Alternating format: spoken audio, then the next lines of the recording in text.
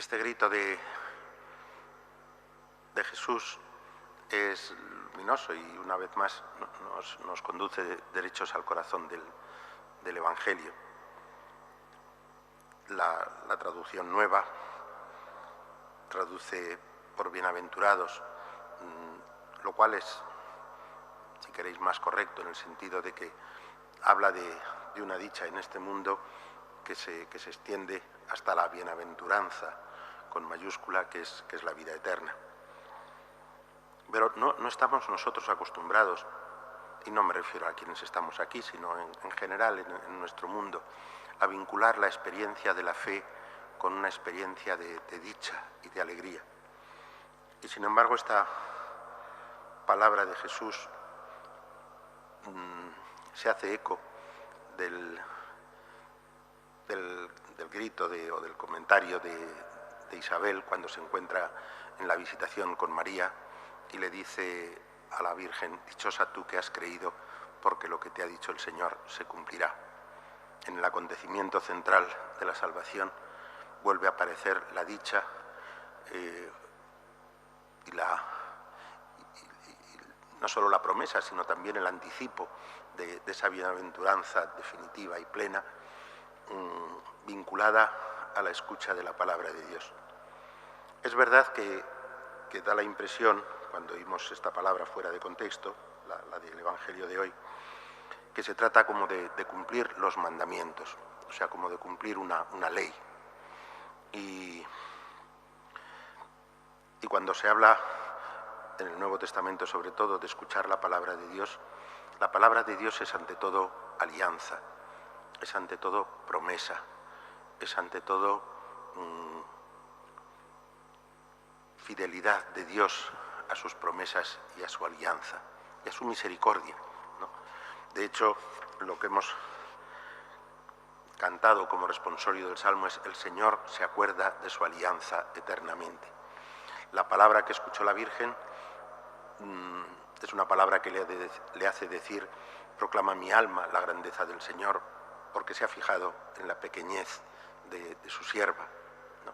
Lo que hace Dios con la humanidad es ensalzarla, revelarle la profundidad y la inmensidad de su destino conforme al designio de amor y de misericordia de Dios. Es verdad que en la palabra de Dios hay mandatos, sin duda ninguna, pero esos mandatos solo se entienden a la luz de la alianza, porque Dios se ha comprometido con nosotros, de alguna manera se ha hecho nuestro Señor, y cuando se ha comprometido hasta la muerte, pues porque el Hijo de Dios se humilló hasta la muerte, por eso ha sido ensalzado sobre toda criatura, en el cielo, en la tierra y en el abismo, de modo que toda lengua proclame: Jesucristo es Señor, ¿no? Él es Señor y puede mandarnos, pero no son como las leyes de este mundo. Los mandatos de Jesús son mandatos que tienen, y los mandatos de Dios, en el Antiguo Testamento también, son leyes que tienen como meta la vida del hombre. No quiero yo la muerte del pecador, sino que se arrepienta de su conducta y que viva. Pero no estamos acostumbrados a sentir que la palabra de Dios, escucharla y cumplirla, tenga que ver sobre todo con la revelación del amor de Dios, con sus promesas, con sus dones, con su gracia. Y sin embargo la alianza es siempre descrita en el Antiguo Testamento como una alianza esponsal, y el pecado como un adulterio, es decir, como un apartamiento de ese amor del cual sin embargo tenemos experiencia, ¿no? Y la consecuencia de todo ello es que el fruto de escuchar la palabra de Dios es nuestra vida gozosa. Recuerdo yo el escándalo que a mí me produjo hace muchos años, cuando yo era pues un jovenzuelo, haber oído por primera vez que el primer fruto de ser cristiano es un gusto por la vida, un gusto por las cosas, por la creación, un amor a la creación que es el signo y la expresión del amor de Dios por nosotros. y por lo tanto un gusto de ese amor de Dios, un mayor deseo de ese amor de Dios que se anticipa en un gusto de vivir. Y lo ve uno en nuestra cultura y en nuestro mundo, un mundo que culturalmente ha prescindido de Dios y ha prescindido de la tradición cristiana. Es un mundo triste, dramática, a veces trágicamente triste, porque es un mundo sin esperanza. Y sin esperanza la vida se hace violenta y uno se defiende como puede de los males de la vida. Pero la misma vida termina resultando muchas veces un peso. Me decía alguien con fuentes de información suficientes que uno de los eso no sale en los medios de comunicación, pero que una de las consecuencias más dramáticas del tiempo que estamos viviendo es justamente la cantidad de suicidios, especialmente entre los jóvenes, ¿no? Dios mío, eso es el signo más dramático de lo contrario de lo que nos dice el Evangelio. Dichosos, bienaventurados. Bienaventurada tú que has creído, porque lo que te ha dicho el Señor, lo que te ha prometido el Señor, porque lo que le ha dicho es que va a ser madre de Dios, se cumplirá. Y la Virgen es madre de Dios, y la Virgen dijo que iba a ser proclamada bienaventurada por todas las generaciones, y parecía una exclamación de una vanidad increíble para ser dicho por una mujer de un pueblecito de 200 habitantes en el fondo de Galilea, una parte despreciable de la provincia romana de Judea. Y así, y sin embargo, aquí estamos a más de 2000 años después y honramos a la Virgen y amamos a la Virgen.